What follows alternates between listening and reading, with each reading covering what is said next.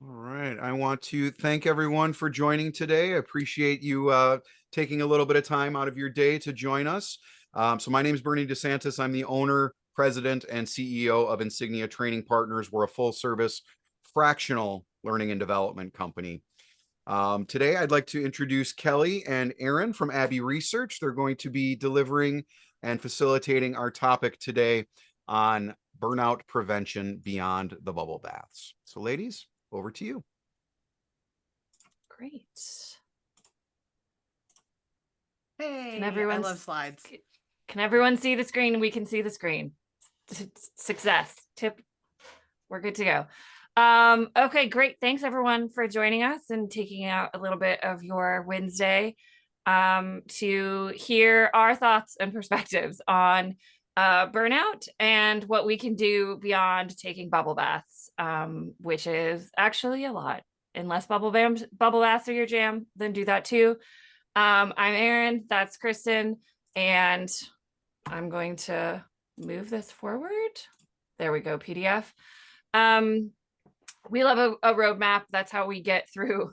We're elder millennials, so we actually remember using roadmaps, but we like to use them metaphorically here to kind of let you guys know where we're going. So we'll explain a little bit more about who we are and what we do. And then the core of today, we're going to be talking about two kind of ends of the burnout spectrum. First, what is burnout? What does it look like? Why is it so bad in America? And then we'll be talking about what we can do about it. And we have tips and a burnout prevention model to walk you guys through that will hopefully help you after you understand a little bit more about what burnout is and what it does to your body, what you can do about it. That's us again on the screen. Very photogenic ladies. We're corporate trainers. And we believe that empathy is a skill, not a superpower. It is often called a superpower, but it's a skill we can all learn and we can all share. And that is at the core of all of the work that we do, is our belief in the importance of empathy. But we have been training partners and best friends all the way back to 2011. But Kristen started Abbey Research in 2015. I joined in 2017.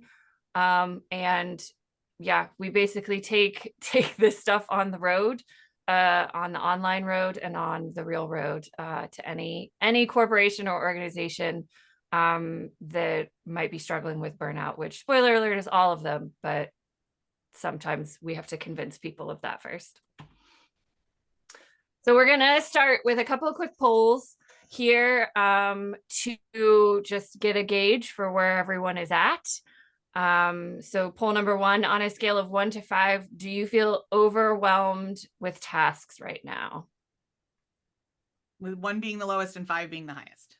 No, yeah, thanks. Yeah, no, everyone's splitting the difference. All right. Okay, so yeah, middle of the road, middle of the road. To high. I think it depends on like kind of what your threshold is for overwhelmed, or what it means for tasks. But yeah, okay. Oh Lord, there we go. Next poll. So there we go. So have you ever said, it's okay, I will sleep when I am dead, or something like that?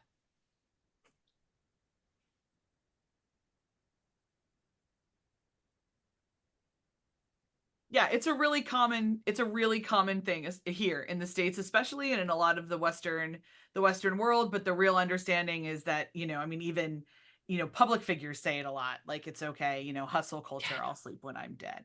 So that's something we'll get to in a couple minutes as to where that even came from, because it has a root cause.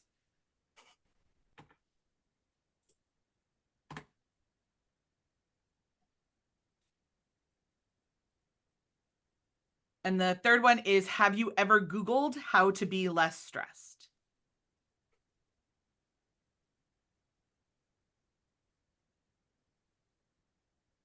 That's really interesting, because usually when we do these in other contexts, like half the room raises their hand. So that's really fascinating. I like that. Yeah, good to know. So one of the major I think differentiators, as far as we're concerned, is and how we talk about burnout, I should say, is that we really want to help you understand the actual cultural context for it and why burnout is so prevalent in the United States. And a lot of it goes back to the 1600s, believe it or not, when the kind of first group of white folks showed up in the US and like stayed and lived. It was a group called the Puritans. They ended up in New England. Now, this is not to be confused with the Pilgrims. The Pilgrims did the Thanksgiving, the mythical Thanksgiving thing. And the Puritans wanted to build a whole society based on their theology. Both of them had weird hats and buckles on their shoes, so very, very easy to confuse. But they are two distinct groups of folks. And the Puritans had a really complex theological system. It's the reason they were actually kind of kicked out of both the Netherlands and England.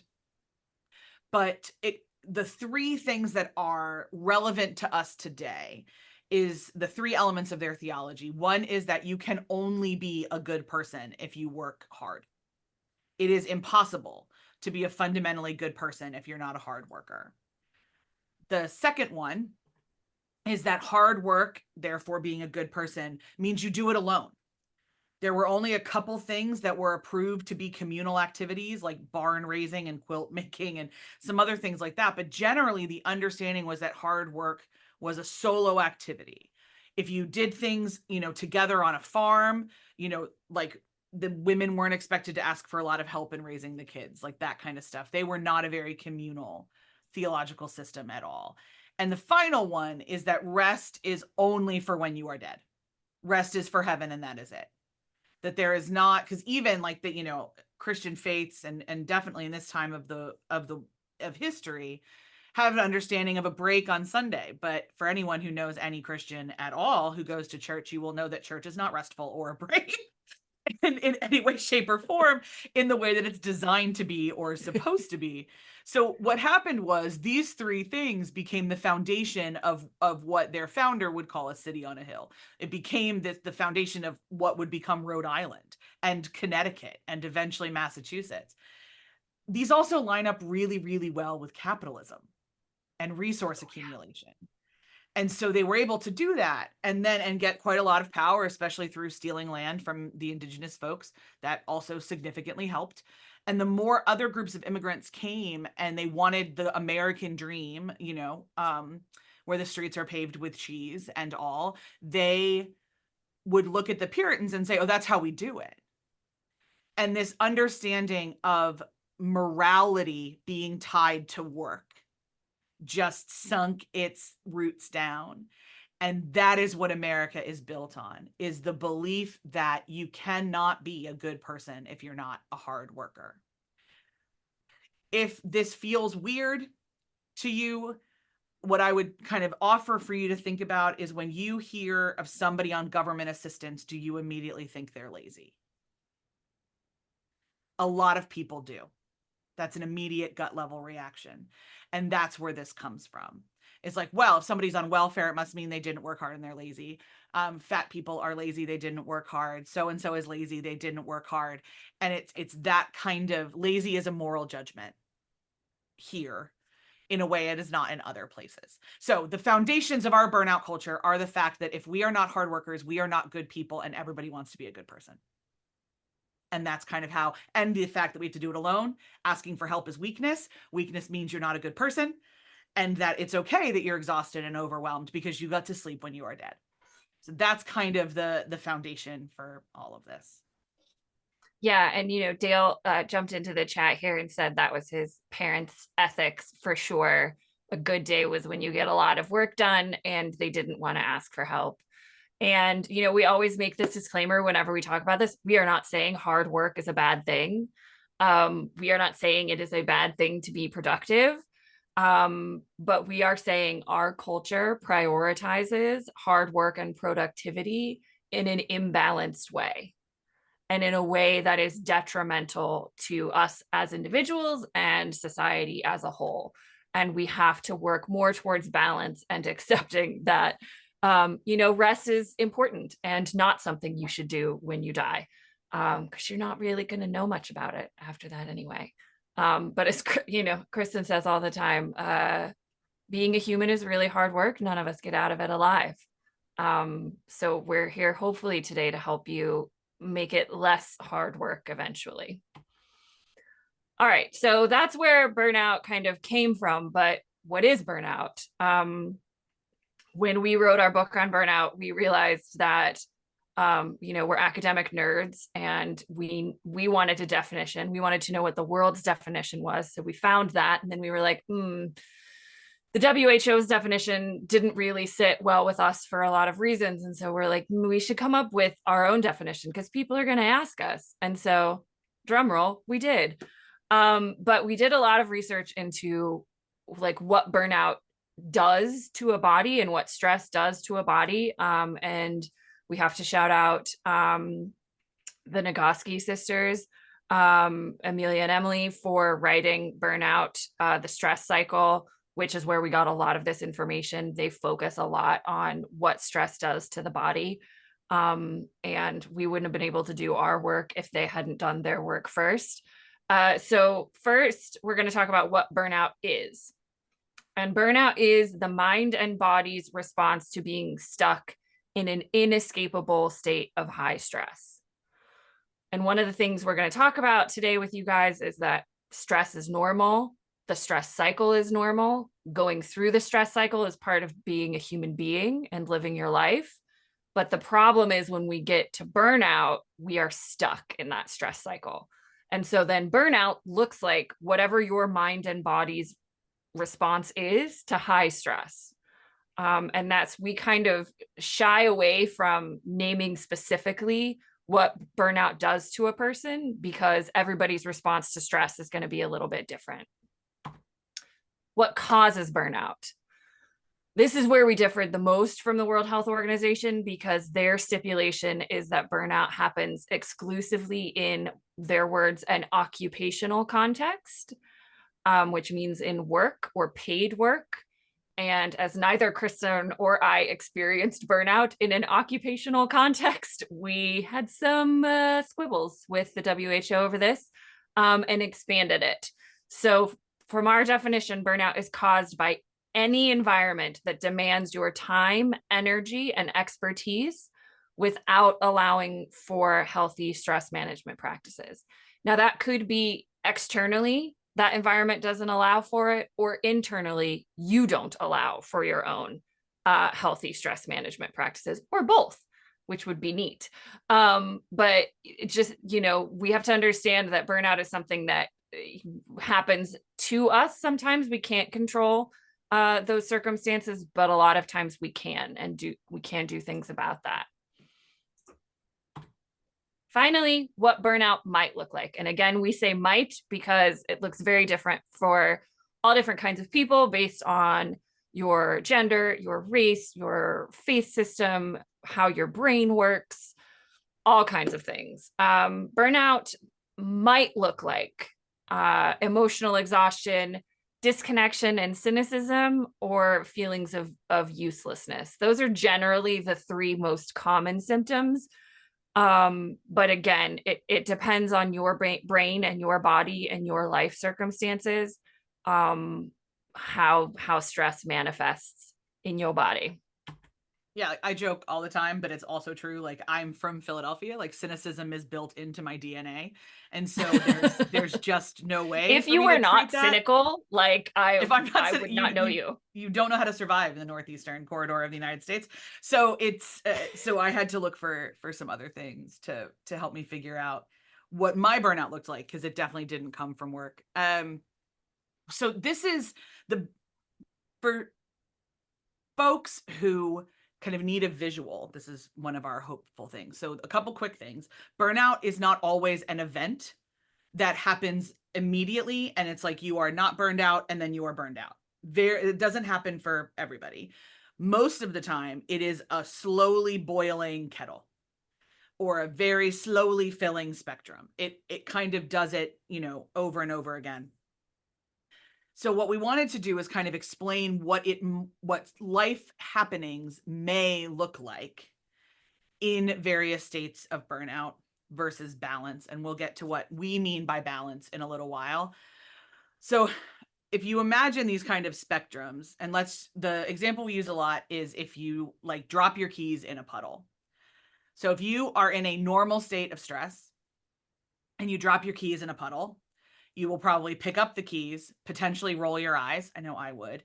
Maybe not even bother to dry off the keys, but whatever, just throw them in a bag or throw them in your car. Go on with your day. It affects you not at all. It's not even a stress event. Because here's the secret with stress events and the stress cycle.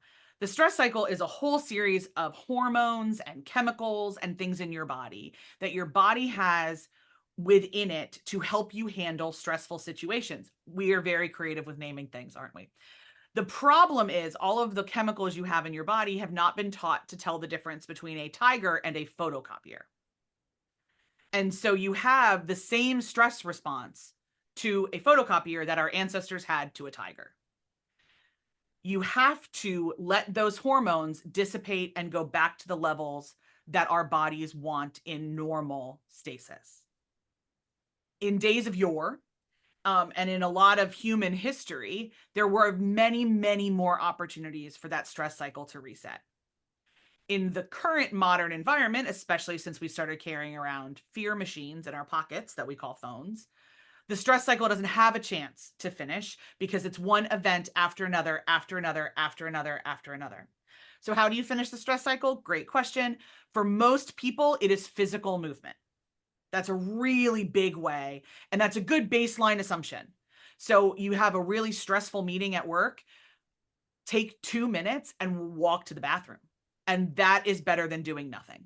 So the best thing you can do every time something stressful happens, move your body. Take a walk, like bend, like stand up and bend at your knees. I've heard is fine too. Like just move your body as best you can. So that's a really key way. There's other personal ways, but that's kind of the stress cycle. So if you have let your hormones and chemicals re-regulate themselves and you drop your keys, everything's fine. So let's say you haven't really like you're in the middle of a stressful event. Your marriage is really difficult. Your kid is hard.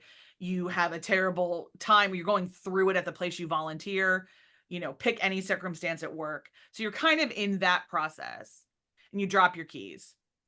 That might be a little bit of a bigger deal. You might curse out loud. You might need to call a friend on the way there to kind of rant about like, oh my God, I'm going through all of this. And then I dropped my keys, like all of that. But at some point, the hope is that you will kind of go back down. So this is what happens next. When you're in burnout and you haven't ever let that stress cycle reset, you'll notice that you have less and less and less on the bottom line, less and less and less emotional capacity to deal with things. Because at the end of the day, what burnout really, really is a shrinking of your emotional capacity to handle everyday tasks in your life. And it shrinks because of this lack of a release of your stress cycle. So again, a burned out person can't complete the stress cycle. They can't get it back down lower without some level of intervention, whether that's personal practice changes. For some people, it's therapeutic intervention. For myself, it was both therapeutic and medical intervention. There's all sorts of ways, but it is not just like you cannot, as the title says, once you hit burnout, you cannot bubble bath your way out of burnout. It's a more holistic process at that point because your brain has your brain chemicals are in chaos. Yeah. So thanks for coming to our webinar. No, I'm kidding. That's not at all the end. That is the first half where we kind of lay the lay of the land out for you guys. Hopefully you understand burnout a little bit better. Maybe we've given you some ways to think about what burnout feels like in your body, or what stress feels like, or where you are on our lovely little stress-o-meter here. But now we're going to spend the next half of this webinar talking about what to do about it. Because, I've seen the comments coming into the chat. We all experience stress. We've all probably been in periods of burnout, either short-term or long-term, in our adult lives. And there is no shortage of people on the internet who want to tell you how you can fix your burnout or how you can recover from your burnout. And yeah, we are one of those people. We studied a lot of what was being said online. And for us, one of the biggest problems with the way burnout is talked about is that it is talked about as if it is only an individual problem. Oh, you're burned out. Oh, you must be a workaholic. Oh, you don't set any boundaries. And so we knew we had to tackle kind of the cultural element of it because that was a really big part of it. And so that's kind of the first half of this webinar was our bit to kind of let everyone know that this is a lot bigger than, you know, maybe the work ethic you got from your parents or how you were trained to work in your profession. Kristen very famously said to me, I think the Puritans have something to do with burnout. And I was like, girl, unpack that, please, because I do not know what you're talking about. And so that's the first part. The second part is we do have to talk about individually how we can handle burnout. And Kristen and I have been on very long and winding self-care journeys over the last 20 years and collected a cornucopia of practices that have worked and haven't worked. And so, and we talk a lot about what it means for both of us to work through our burnout when it happens. And, you know, everyone says like, oh, your work-life balance, you need to work on work-life balance. You have to have a better work-life balance, right? That's the phrase everybody says. And I was taking a yoga class during COVID and we were in a balanced pose. And my teacher, like, balance poses are always really awkward in a yoga class if you've ever been in them. If not, people feel a lot of pressure in them. It's not a poses that a lot of people find joy in, which is kind of the opposite of the point, because everyone's like, oh, I want to do this right and I want to balance and I want to show you that I can be like this person in this balance pose. And so you can feel like the tension in the room kind of build and people are like, we're going to balance now. Oh no, what if I fall over? That's terrible. I'm not supposed to fall over. I'm supposed to balance. And we were kind of talking through this in the class and my teacher just said, you know, balance is not moving. Balance is not a static, still position in which you like lock into that balance and then you just stay there and you're like, oh, glorious, I am balanced now. And she said balance is a controlled wobble.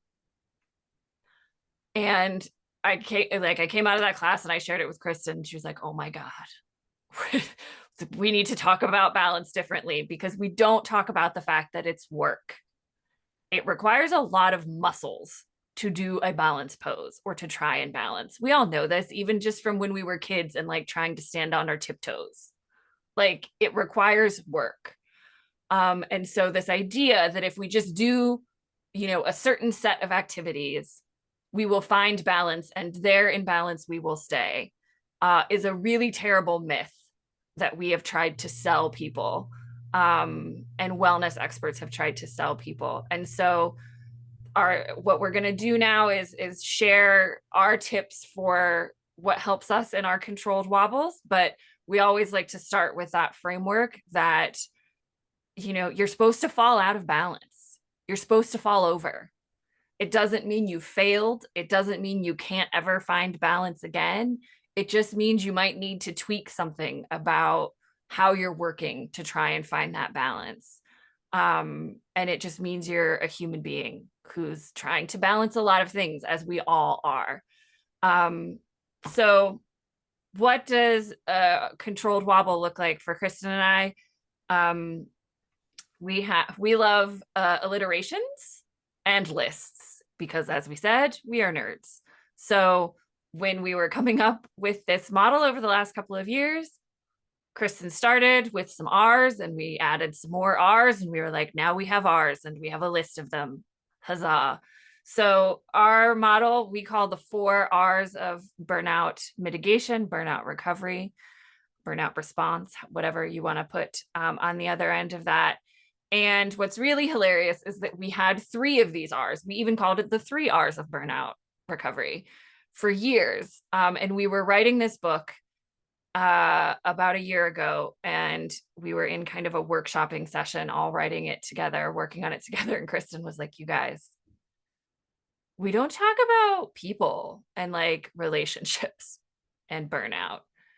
I think that's an important part. I don't think we can do burnout recovery without other people, which, light bulb moment from the two PhDs in the room. But sometimes you have to be hit over the head a couple of times before something becomes obvious. So that's where we got the 4 R's. So they're rest, rejuvenation, realignment, and reconnection. And we will explain what each of these mean as we go through what they mean to us. So we'll give you a little descriptor of, rest seems like it should be obvious, but we'll still walk you guys through that. And then the other 3, and talk a little bit about what it means to us. And then originally, I think we had planned a breakout room, but there's not enough people for a real breakout room. So I think we can just have a group discussion at the end of this about what the 4 R's look like for you. And, kind of we have some prompt questions around that. So we'll jump in to the 4 R's. So this is when I kind of always say, like, it's the most annoying part about burnout recovery and prevention for me, is that sleep is necessary, which I find really annoying. It's just very inconvenient for Kristen that she actually needs to rest her body. I have things to do. Things to do. I've never liked sleeping. That's never been a thing for me. I have massive FOMO and bipolar and a constant to-do list. So sleeping has never been my favorite, which means I have to have quite a lot of very specific circumstances to sleep. And one of them is that a couple years ago, I got a sleep study done. I found out that I had obstructive apnea. I got a CPAP machine, and now I sleep better. I've done a lot of tests on what pillows work best for me. I am careful that when I travel with a travel pillow, all those kind of things. And so we put this picture up of the lady with the CPAP machine, because very realistically, if anyone has ever told you in your life that you snore, get a sleep study. Figure out if that's one of the reasons you're not getting as good rest. Physical rest is something also that helps stop the stress cycle. Your body needs to reset. And if you're not creating the environment for it to do that, it gets more difficult. Our kind of our third wheel in this process, Eleanor, had to do a 2-year process to figure out her sleep hygiene and why she couldn't sleep. And it was a whole thing. And now that she has a toddler, it's a lot of navigation between his needs and her needs, which are entertaining parts of our staff meetings. But it's still a really specific thing that she has to prioritize, or everything else falls apart. So for me, it's a CPAP. It's sleeping in a separate room than my husband most of the time, because he's a terrible person to share a space with. In that way, it's being really, really picky about, about my pillows, and it's having podcasts to listen to as I go to sleep so that my brain does not keep me awake. And I always laugh about this, because trying to find stock photos of people with CPAPs it's not a common stock photo, y'all. Let me just tell you that. And I feel so bad that the only one I can find is this like old lady. And I'm like, I'm not saying Kristen's an old lady. Lots of people use CPAPs. So anybody out there has any say or sway with stock photos, I'm not going to take a picture of Kristen with her CPAP. She would kill me. So like, we need a little more diversity on this end. But speaking of diversity, we're very different people. I've never had a problem sleeping or finding rest. But for me, my nervous system, literally my nerves, are very jangly and wonky. And so one of the biggest parts of rest for me has been finding out that regular chiropractic care is a big part of that, and massage therapy and those types of physical treatments that, if I don't get them, can really impact my ability to get quality rest. So unfortunately for all of us, we need rest, and rest is important. Oftentimes that's the one on the bottom of the to-do list, because it's always easier to find other fixes or try other things or add more things to do. And sometimes the thing we need to think about is what we can take away so that we can do less. in order to, as Kristen said, help our body reset through stress. All right. Rejuvenation is the next R. And basically what that means is joy. We can't live life without joy, not very successfully. We cannot recover from burnout without joy. And whatever that looks like for you, depending on what spectrum you fall on with your brain, with your body, with your introversion, with your extroversion, whatever that is. Leslie just chimed in and said one of her hobbies is stock street photography. Great. I have assigned you the task of finding us a not 75-year-old woman with a CPAP. What rejuvenation means for me is moving my body, and I have found a really great yoga community. This is a literal stock photo of me on a yoga backbender. I just went to class last night and I love those people, and it brings me joy to practice and to kind of ground myself in what each day looks like. And I'd actually fallen away from my practice for a couple of weeks, and I went last night and I was like, I always feel better when I do it. Like, I just need to put that on a post-it, because it's so easy to be like, oh, I'm tired tonight, or, oh, I don't have time, or, oh, I want to do something else. But these are all things where we're telling you it's important to prioritize. Yeah, I hate yoga. So it's not part of my life at all. And it is anti-Kristen. Yeah, it's actually anti joy for me. It is anti-joy. It's anti-joy. But joy is something that people think, I think a lot, is for children, or is silly, or is easy to push to the back burner, because I think some people think joy is lazy sometimes, and that having or fun immature or frivolous or whatnot. Yeah. But there's increasing like psychosocial research that joy is mandatory for the human experience. And what I have discovered is, I mean, how many burnout workshops did I go to at women's conferences for like decades, where the only thing they would talk about is make sure you get more sleep. And I was like, cool, I have common insomnia. So if I can't sleep, what are my other things? Like, what are some other ways that I could do it? And joy was the first thing where I was like, I feel like a better person when I am happy, and when I do things that make me happy. So I started researching on that front. So for me, a lot of joy comes in Disney, in trips to Disney. This is a picture of me and Aaron last year for our 40th birthdays. We decided to go to Disney World, and that was amazing. So much joy, lots of rain, but lots of rain, but also lots of joy. I love sports. I love talking about sports. I love writing and crocheting and comics and writing fan fiction and lots of things. And if I am careful to guard time to do those things, I am a better person, hands down. So the third one is realignment. And what this comes down to is that this is being very intentional with whatever your spiritual practice is. So in whatever way, shape, or form, you remind yourself that the entire universe does not depend on you, that you are important and beloved and all of those things that are true. But like, if you take a break, the tides will still come in. Whatever that looks like for you, that is a core part of this. For me, a big part of it is communal singing. I grew up in church. I still deeply count myself as a person of faith. I don't get to be in a communal faith environment anymore for a lot of reasons. But growing up in choirs and all of that, singing the same lyrics with a group of people is a really big deal to me. And it reminds me of all of these people that I will never know, that I will never experience, that have come before me and will come after me, that care about a lot of the same things I do. And that don't. And it just centers me in a version of humanity. And there's a lot of more personal faith stuff that kind of comes with that I'll leave to the side for right now. But this picture is Aaron and I and our very, very dear friend Beth at Taylor Swift last summer, where 70,000 of our closest friends sang a 3-hour set word for word together. And it is one of the more holy experiences of my life. And Beth is also somebody who helps me realign quite a lot. And so that is kind of a 2-for photo on that.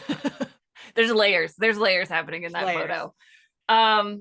Yeah, and realignment for me looks a little bit different, although I would say you know, that experience of the concert was certainly up there. But as a stereotypical introvert, a lot more of my realignment happens on my own, because I need to recharge my energy batteries.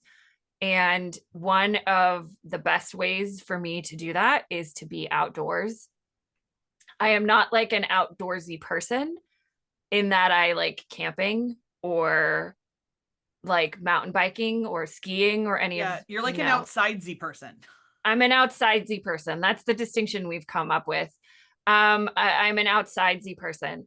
I do love to go on hikes and walks. And so this picture is most recently from my trip. I'm from Colorado originally, and I went home to visit my dad, and I went for a solitary walk hike in a park in my hometown.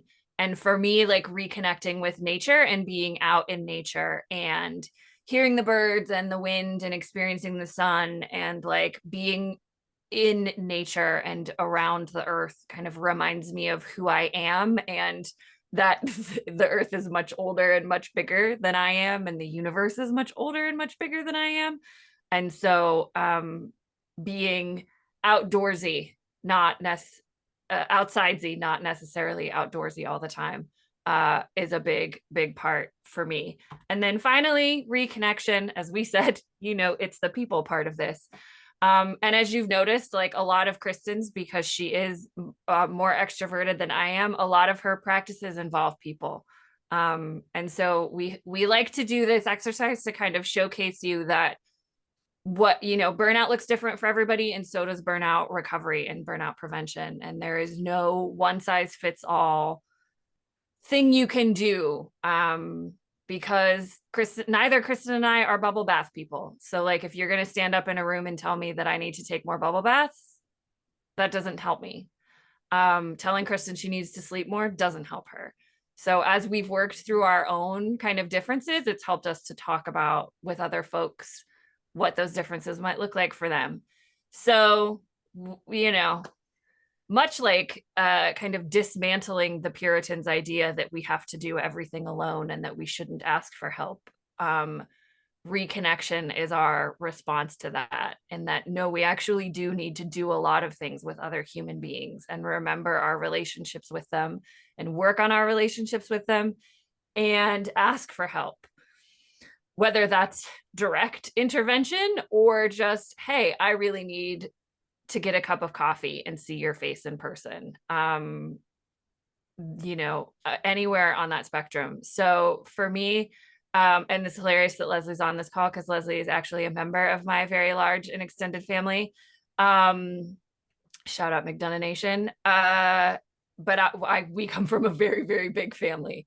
And reconnection is a huge part of that. And so reminding myself who my family is, reconnection for an introvert can sometimes be stressful, Bruce. Yeah. So it has to be managed.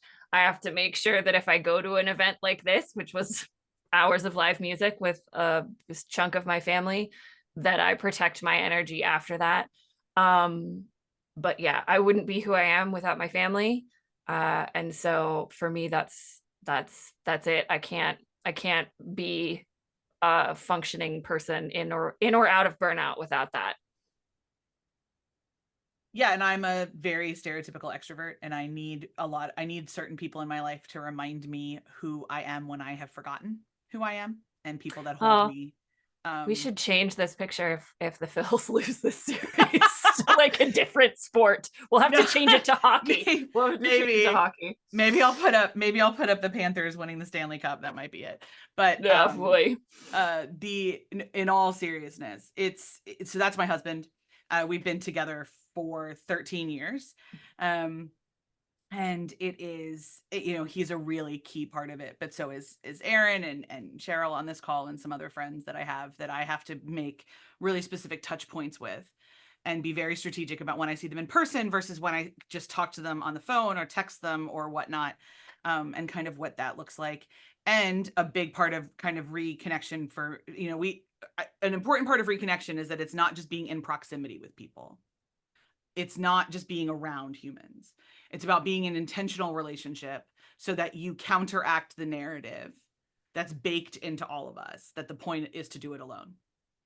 That you counteract the narrative of the myth of the solo genius, the myth of all of those kind of things, that we're meant to do it alone. So that's the kind of key part. But yes, I'm a season ticket holder to the Philadelphia Phillies, which means I am deeply in an unstable mental health relationship with Philadelphia sports that is currently very difficult at the moment. Thank you for your thoughts in this terrible time. So I was about to say thoughts, T's and P's. T's and P's for my own mental state for the rest of the for Kristen right now. It's not helping her stress cycle. The Phils are not helping her stress cycle at all. I mean, in their defense, they haven't since 2008, and I'm still here. So, I mean, jokes on who? Really, jokes on yes. who? Oh, anyway, you make your choices, and your choices make me. It's okay. It's okay. Yeah. Okay, so now we've come to the breakout room portion, and I'm just checking to see what do you think, Kristen? Do you want to do one? We've got like 5 people on the call, or do we want to just go ahead and throw, because folks, I would imagine, want to talk without us listening in. People like to talk about us, so let's true. Yeah, so Bernie, let's run the breakout room and throw people in them. We'll give you guys just about 5 minutes or so to discuss what's working, what isn't with your 4 R's, what are some barriers that you might be facing. Just have a chat about what we've talked about, and then we'll bring you guys back and wrap up. So I'm going to set up the rooms with 4 minutes and a 60-second return time for a total of 5 minutes in the rooms. Ready to go. Opening the rooms now.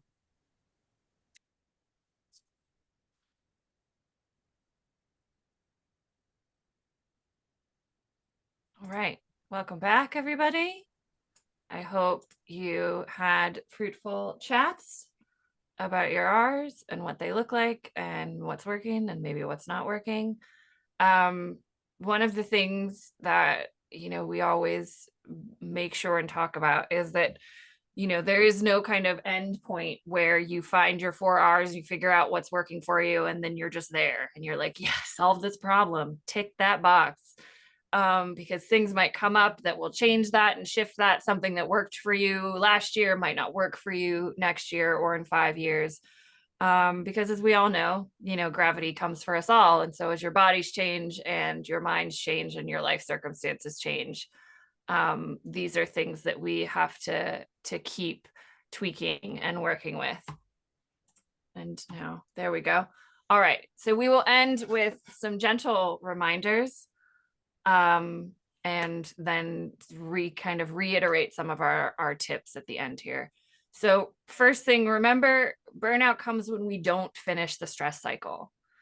And as we said, there's a great book. You can read our book if you want, because we do talk about the stress cycle. If you really want to dig into the stress cycle, then you're a big nerd about it, we recommend the Nagoski's book on it. But it's something you have to figure out what that looks like for you. What does it mean for you to finish the stress cycle? Is it move your body? Is it meditate for 2 minutes? Is it scream at a crystal? Like whatever it is, figure out what that is and how you can get your body into that regular process of completing the stress cycle. We have a hard time completing a stress cycle because we measure if we're good people or not by our work output, which is a very American thing we have been programmed to do. Other cultures do it in different ways, and some of them overlap, and there's lots of different things. Are very, and most of the time it's because we've exported American work culture, but a very, very core American subconscious belief is that if we are only good people if we work really hard. As we talked about, balance is a controlled wobble. It requires work. It requires effort. You have to build strength in some of those muscles, especially if it's not something you've been working on for a while, whether those are actual physical muscles or mental muscles or emotional muscles. it's going to take some work to build up strength to figure out what balance looks like for you. We believe that creating space and a disciplined practice of the 4 R's, some of them will be more important at different times than others. You can also refer to our book for a concept we have called the Wheel of Well-being, and kind of what we mean by prioritizing some areas of your life over others at different times.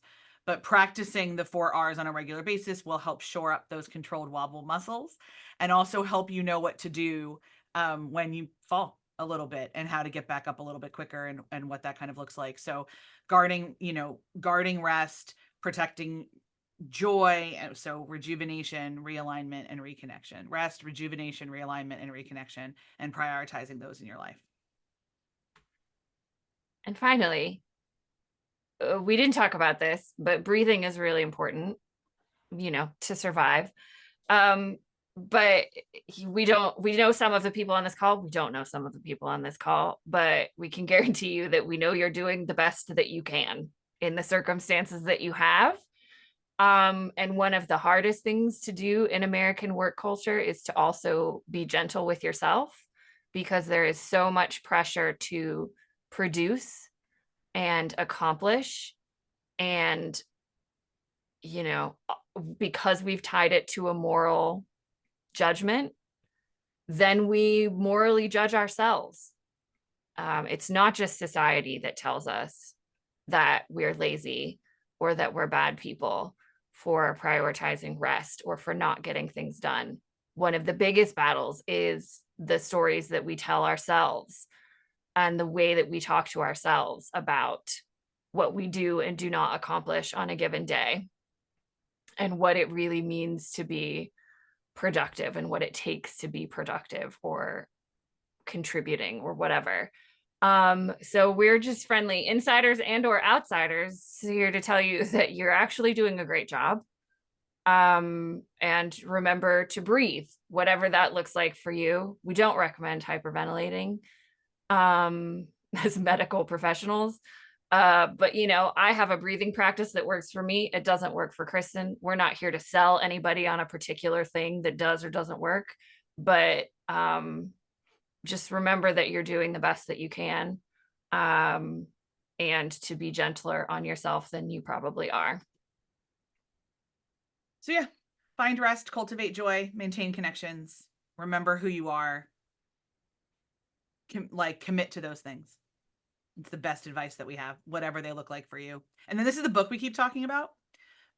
It is real. It does exist. It's won a couple awards. We're pretty proud of it. If you'd like it in Kindle, paperback, or audiobook, there is the QR code. It's exclusively available on Amazon, so you can also just Google the title on Amazon and it'll pop up. There's Cheryl's copy. Cheryl with her copy. Yeah. Bless. And the audiobook, if you're an audiobook person, Kristen and I read the audiobook. Yes.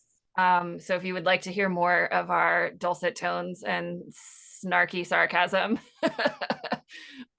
we did not pay actors to read our own book because we don't have the money, and also that would have been a little bit weird.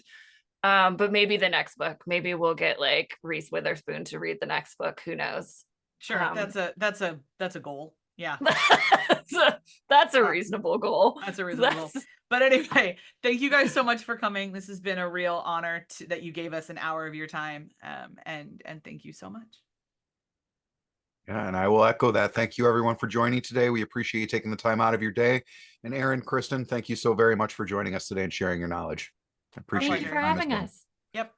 All right, everybody. Enjoy the rest of the day. We'll see you soon. Have a great week, everybody.